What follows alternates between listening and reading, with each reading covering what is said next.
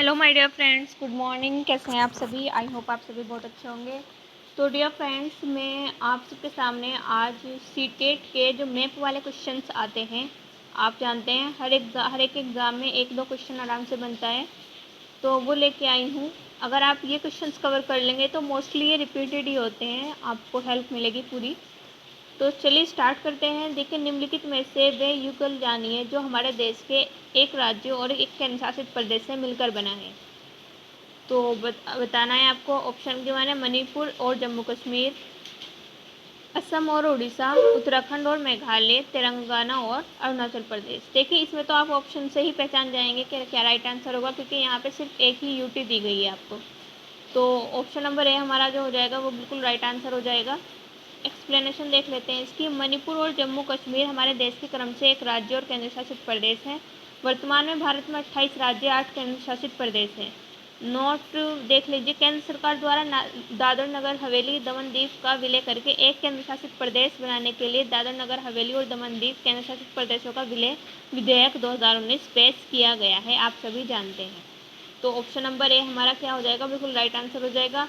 यहाँ पे तो ऑप्शन इजी गिवन थे आपको, क्योंकि बाकी सब में सभी राज्य दिए गए हैं, कोई भी केंद्र शासित प्रदेश नहीं दिया गया है।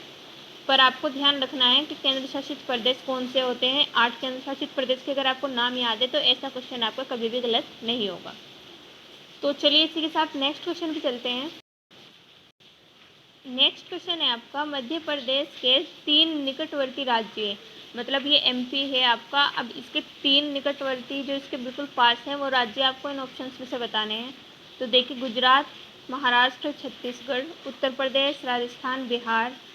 नेक्स्ट है आपका गुजरात, उत्तर प्रदेश और तेलंगाना, और राजस्थान, झारखंड और उड़ीसा। तो ये आप मैप से अच्छे से समझ सकते हैं। एमपी के जो नियरेस्ट हैं वो आपके कौन से हैं, गुजरात है आपका, और महाराष्ट्र है, और छत्तीसगढ़ है। तो ऑप्शन नंबर ए आपका बिल्कुल राइट आंसर हो जाएगा। अगर आपके पास इंडिया का मैप है तो आप उसमें इसे अच्छे से देख सकते हैं, बट कोशिश करूँगी नेक्स्ट वीडियो में आपको मैप के साथ दिखाने की। तो ऑप्शन नंबर ए आपका बिल्कुल राइट आंसर हो जाएगा। देखिए, मध्य प्रदेश के 5 पड़ोसी राज्य हैं, उत्तर प्रदेश, राजस्थान, गुजरात, महाराष्ट्र और छत्तीसगढ़। तो यहाँ पे देखिए, ऑप्शन के हिसाब से आपको एक ही ऑप्शन सही मिला है, और जो आपका ऑप्शन नंबर ए है, गुजरात, महाराष्ट्र और छत्तीसगढ़। नेक्स्ट देखिए, फोर्थ है आपका, एक छात्र 29 नवंबर 2022 को सूरत से नागरकोइल जाने के लिए ट्रेन में बैठा। ये ट्रेन 20:30 बजे चली और 1 दिसंबर 2022 को 13 बजे, मतलब आपको कितने बजे हैं, 1 बजे हैं, नागरकोइल पहुंची। यदि इस ट्रेन ने 21-19 किलोमीटर दूरी चली तो ट्रेन की औसत निकटतम है। तो आपका ऑप्शन गिवन है। तो देखिए, थोड़ा सा यहाँ पे समझ लीजिए एक्सप्लेनेशन में। देखिए, प्रारंभ समय जो दिया है 29 नवंबर 2022 दिया है, और आपका टाइम दिया है 2:30 PM। 20:30 PM का मतलब क्या है आपको 12 बजे के बाद, अगर जब 13 बजते हैं तो मतलब 1 बजता है, 14 बजते हैं तो मतलब 2 बजता है, इतना आप सबको पता ही होगा। तो अब देखिए, यहाँ पे समाप्ति का समय जो आपको दिया गया है वो 1 दिसंबर दिया गया है, मतलब 29 नवंबर, 30 नवंबर और 1 दिसंबर। और उसके बाद आपको नागरकोइल में पहुंची हुई, और दोपहर 13 बजे, मतलब दोपहर के 1 बजे वो पहुंचती है।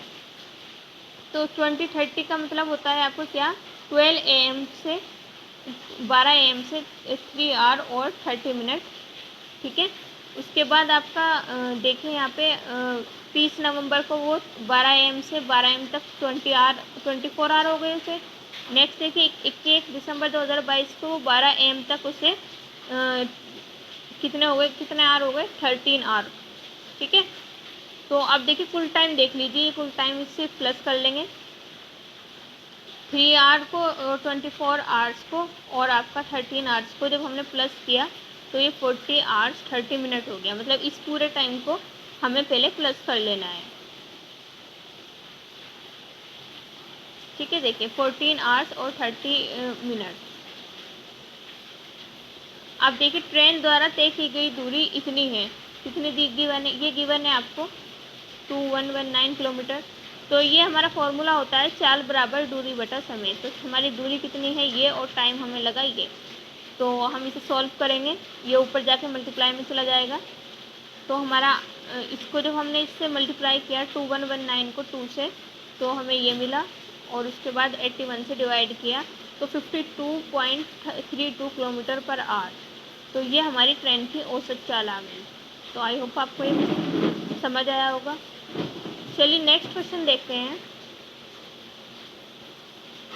ये सेम वही है।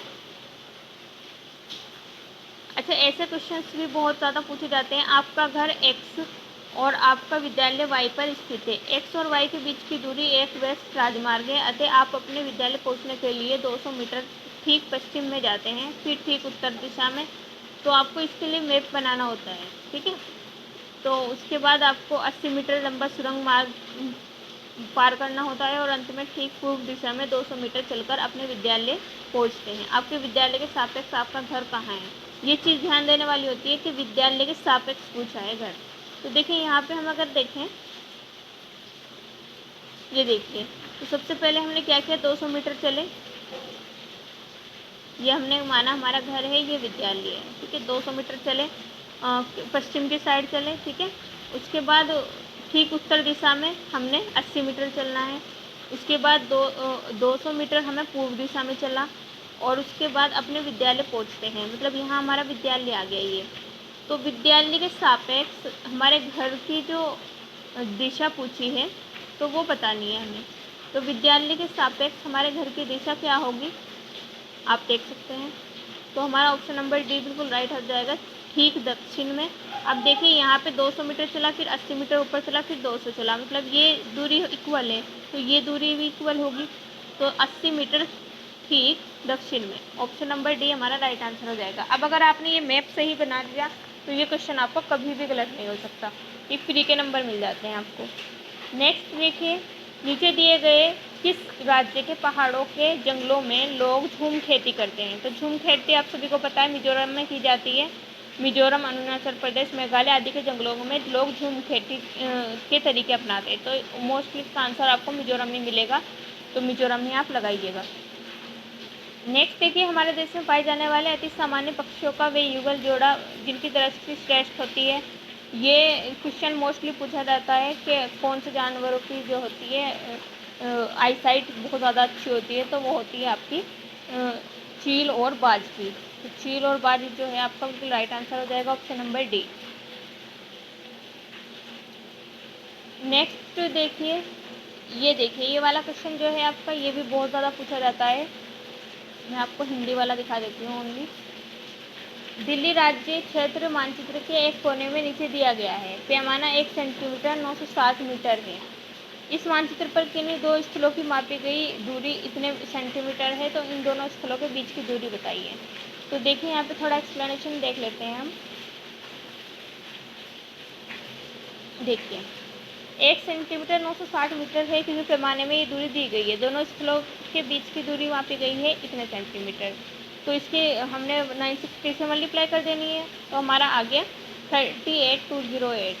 तो 1 किलोमीटर होता है 1000 मीटर, तो इसको हमें अपॉन 1000 कर लेंगे, तो हमारा ये इतने किलोमीटर आ गया, ठीक है। तो क्या करना है, जितना हमें पैमाना दिया गया है और जितनी दूरी दी गई है, पहले इसकी मल्टीप्लाई करके अपॉन, अब 1 किलोमीटर देखना है हमें कितने मीटर होता है 1000 मीटर, और उसको डिवाइड कर देना है, तो आपको राइट आंसर मिल जाएगा। तो इसका हमारा राइट आंसर हो जाएगा 38 किलोमीटर, ऑप्शन नंबर सी।